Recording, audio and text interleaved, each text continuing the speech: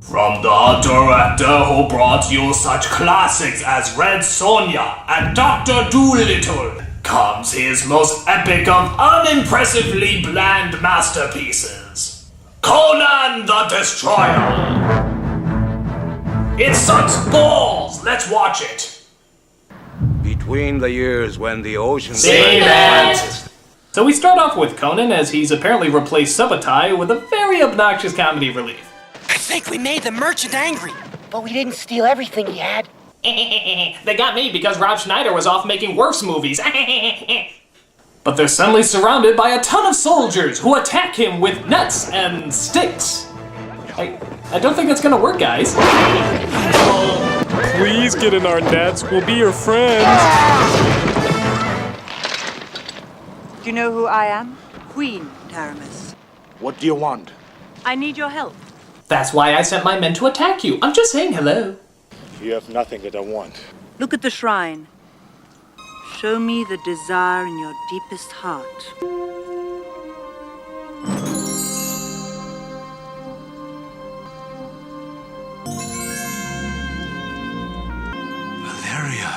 Malaria? Her name was Malaria all this time?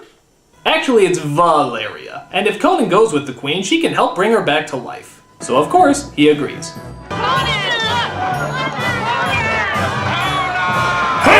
Conan of Nazareth!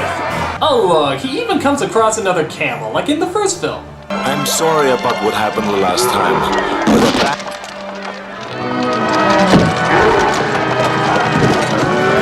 Yeah. How come I get the feeling that the name of the next film is gonna be Conan, the Camel Puncher?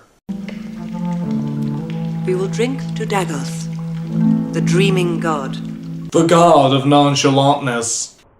Alright, there's a lot of story they get out here, so listen closely. It is written in the scrolls of Skelos that a woman child born with a certain mark must make a perilous journey. It is her destiny. Sounds like a pretty stupid destiny. My niece, Jenna, has such a mark. There is a key she must find. A key only she can touch. Where is it? In a castle. Guarded. By a wizard.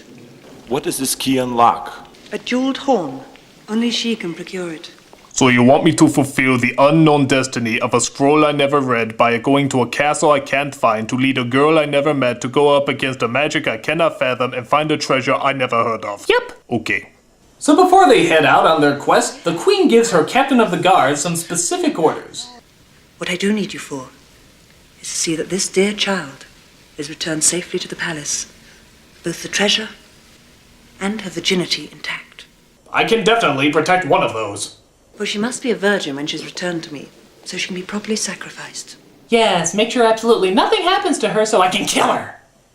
Speaking of which, how come gods always want virgins? Wouldn't sluts be more accepted? They put out more and they just have a better understanding of the human body. It's pleasurably logical. But I digress. They set out on their quest and go through several villages to get to the castle. On their way, they come across Mako from the last movie, and Mayday! Hey, I didn't know she was in this movie. That kicks ass. And ironically, the situation suggests she's in view to a kill. Save her! Thieves should be hanged.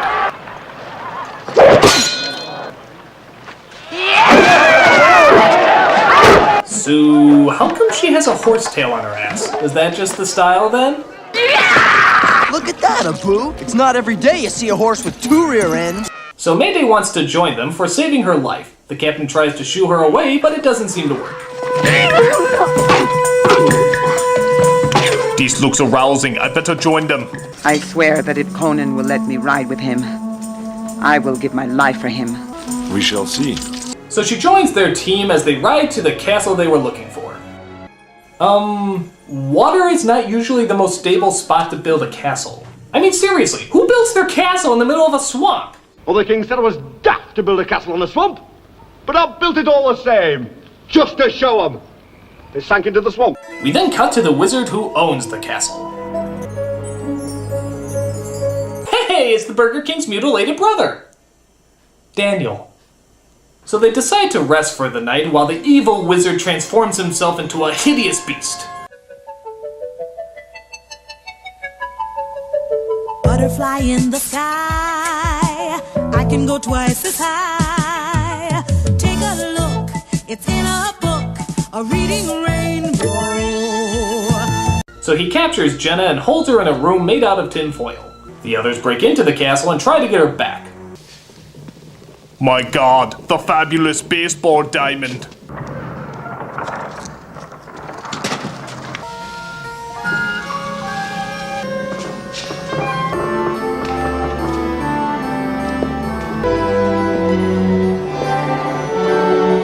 Golly, you're the most thematic wizard I've ever met. How long did it take you to plan all this? Do you do birthday parties? So the were-wizard tries to attack Conan as his friends watch helplessly. But Conan discovers he has to destroy the mirrors in order to destroy the wizard, which is a little strange. I mean, if you're the wizard, why would you want your weakness surrounding the room? It's like Superman decorating his Fortress of Solitude with kryptonite curtains. I don't need any mirrors. I know I'm perfect.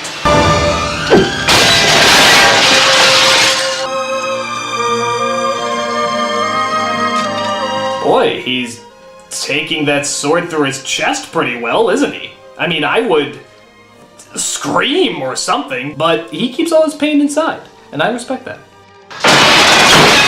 Wait a minute! They could crash through the door the whole time? Why didn't they just do that before? Were they just looking for the doorbell to be polite?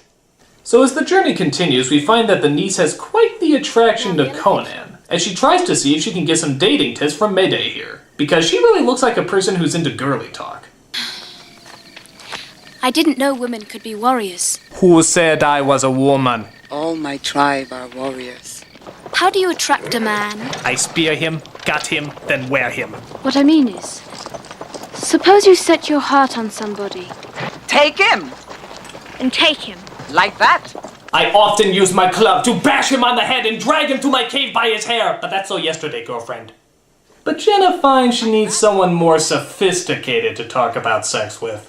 In order for a man to really know a woman, and for her to know him, they have to join. Join.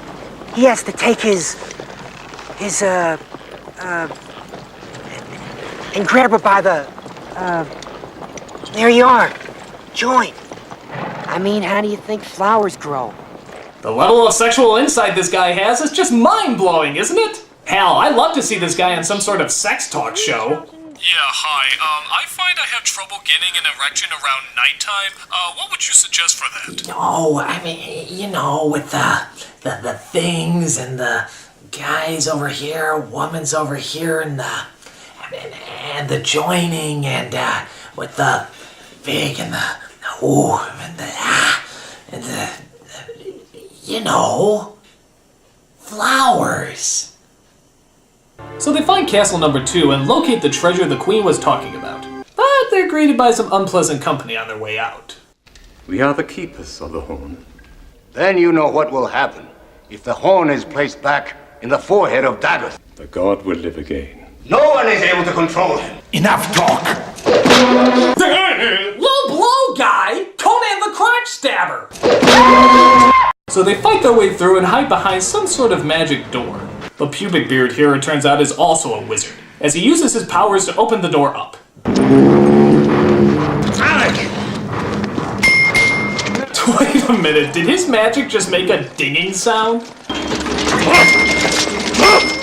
Oh man, he must have been the laughingstock at Hogwarts, don't you think? My magic produces lightning! My magic produces fire! My magic goes...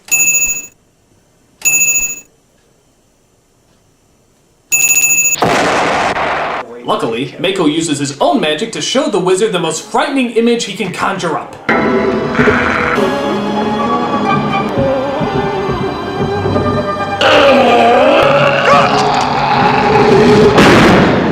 So the captain gives our heroes the slip as he rides off with Jenna. Where are the others? They're coming, don't worry, go! Oh, okay, thank God I'm an idiot. So they arrive at the castle as our heroes are not far behind. Today is your birthday. All of Shadowzar is celebrating. Drink. To death. I mean killing you. I mean life. I mean killing you. But the fearsome five break into the castle where they come across the captain, who plans to stop them from thwarting Jenna's sacrifice.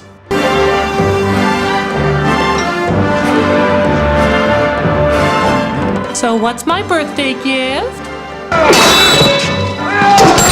Is it a pony? Is it a dagger and a pony?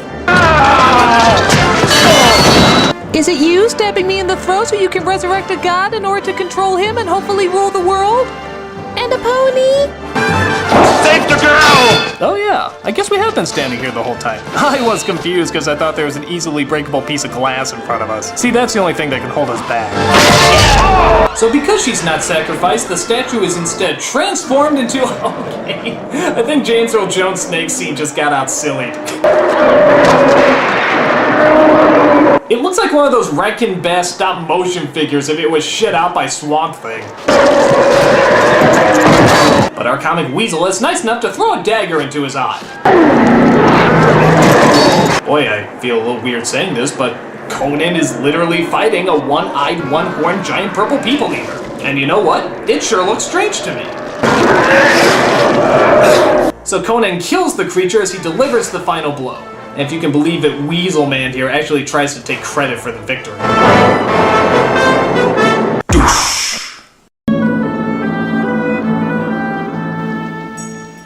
Zula, What is that? I need a captain of the guards. I see no reason why a woman wouldn't do as well as a man. You shall be called Punky Brewster, the Brave. Will the world's greatest wizard come forward, please? Not you, I said the world's greatest wizard. Just kidding. One cannot rule without wisdom. Rule, Shadizar, with me. I need a royal cherry popper, and you more than qualify. I will have my own kingdom. My own queen. I will own the beautiful land of California. California.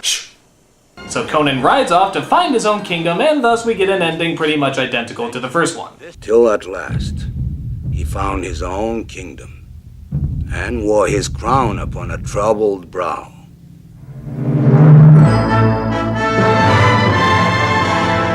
Another story that I will not tell, because I am dead. Schwarzenegger's in California, and this franchise is non-existent.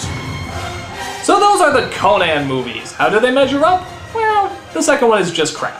Once in a while, there's something interesting, but for the most part, it's just boring. The first one, however, I gotta admit, it's sort of a guilty pleasure for me. I mean, again, it's stupid, but it's so epically stupid. The characters are memorable, the cinematography is great, and the music is some of the best I've ever heard in a movie.